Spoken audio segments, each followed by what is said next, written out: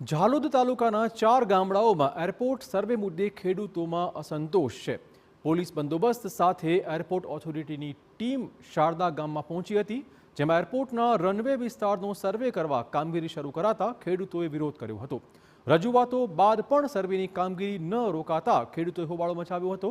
શારદાનો 26 સર્વે નંબરમાં એરપોર્ટ ઓથોરિટીના અધિકારીઓ દ્વારા રનવે માટેનો સર્વે શરૂ કરાતા ખેડૂતોમાં રોષ ફાટી નીકળ્યો છે। એરપોર્ટ ઓથોરિટી તંત્ર દ્વારા સર્વે 26 અને 97માં સર્વેની કામગીરી કરાશે તો ઉગ્ર આંદોલનની પણ તેમણે ચીમકી ઉચ્ચારી છે।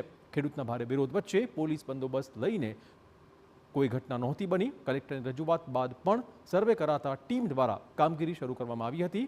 જંગલ જમીનમાં આ બંને સર્વે નંબર સિવાય કામગીરી કરવા રજૂઆત કરી હતી, જોકે કોઈ પણ પરિસ્થિતિમાં જમીન નહીં આપવા માટે ગામના ખેડૂતો મક્કમ જોવા મળતા હતા। ખેડૂતોનું કહેવું છે કે જાન પણ આપી દેવાશે પણ જમીન નહીં આપીએ।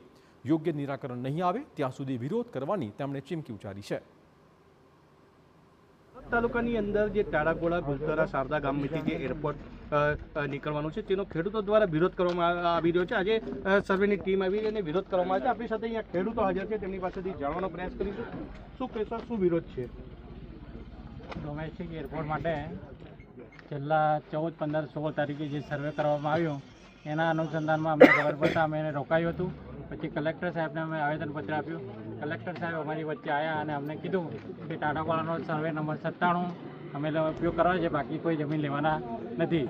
પછી અમે ઘણા બધા આવેદનપત્ર આપ્યા અને ગઈકાલે અહીંયા જે સર્વે કરવા આવ્યા ત્યારે ટાટાવાળાનો 97 નંબર અને શારદાનો 26 નંબર લેના, એટલે કાલે અમે એ લોકોનું સર્વે અટકાવ્યું હતું।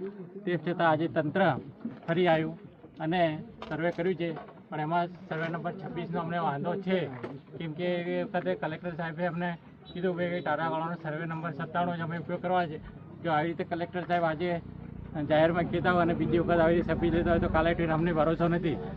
ચોક્કસથી ખેડૂતો પોતે કહી રહ્યા છે કલેક્ટર દ્વારા આશ્વાસન આપવામાં આવ્યું, પરંતુ ક્યાંક ને ક્યાંક ફરીથી સર્વે કરવામાં આવ્યું છે। જે સર્વે નંબર જઈ રહ્યો છે એમાં કયા કયા ગામોના લોકોને નુકસાન થાય એવું છે?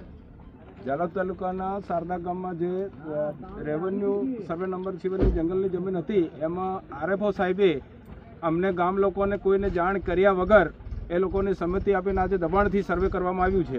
અને એમાં અમારા શારદા ગામના, ખરોદા ગામના, આજુબાજુના બરવાડાના બધા ઢોર ઢાખર પશુ પશુઓનો એનો ઘાસચારો મેળવે છે, એના અંદરથી ભણતરના લાકડો બી મેળવે છે।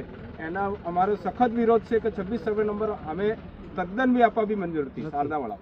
ચોક્કસ આપણી સાથે એના યુવા પણ જો છે, જો એક લાઇનની અંદર તો ખેડૂતોની જમીન ગઈ છે, ફરીથી એરપોર્ટ બની રહ્યો છે, શું નુકસાન થશે? આજ રોજ એરપોર્ટમાંથી તેમજ ફોરેસ્ટ વિભાગમાંથી અને સાકલિયા પોલીસનો તમામ સ્ટાફ તેમજ મામલતદારમાંથી સર્કલ ઓફિસર તમામ સ્ટાફ અહીંયા હાજર હતો। અને અમારો જે સર્વે નંબર જે ટાડાકોનો જે 97 સર્વે નંબર છે તેની માનનીય કલેક્ટર સાહેબે